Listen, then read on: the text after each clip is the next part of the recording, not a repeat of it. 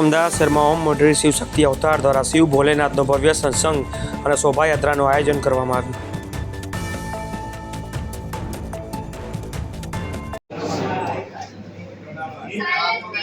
ઓમ મંડળી સંસ્થા રાયપુર છત્તીસગઢથી કાર્યરત છે અને અમદાવાદમાં પહેલીવાર, ગુજરાતમાં તો ઘણા બધા પ્રોગ્રામ થયા છે પરંતુ અમદાવાદમાં પહેલીવાર પ્રોગ્રામ થવા જઈ રહ્યો છે.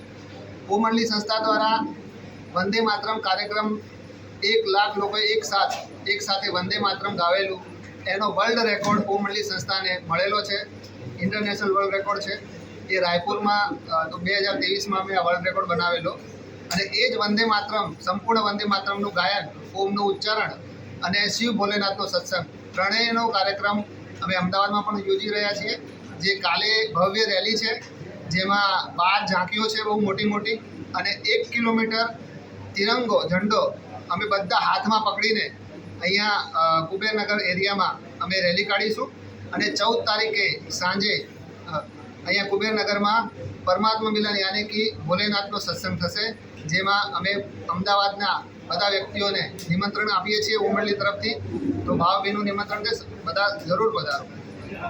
સર, આની અંદર કેટલા લોકો ઉપસ્થિત રહેવાના છે, રૂટ શું છે આનો, અને શું ભવ્ય બીજા કાર્યક્રમમાં અતિથિઓમાં જે ખાસ આવવાના હોય એના વિશે? જી, અમારા ઓમ મંડળી સંસ્થાના મુખ્ય પ્રશાસિકા છે આદરણીય દેવકી મૈયા, જે આવવાના છે, જેમની વાણી ચાલશે સત્સંગમાં.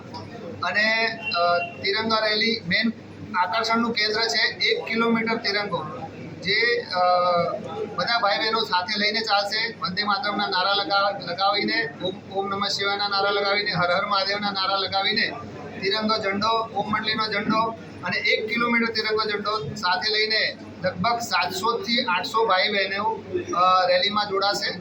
અને લોકલ લોકો જોડાશે એ તો અલગ જ છે. બાકી પૂરા ભારતથી, આખા ભારતથી 700થી 800 ઓમ મંડળીના સદસ્યો અહીંયા પધારેલા છે, જે રેલી કાઢશે કાલે. ઓકે.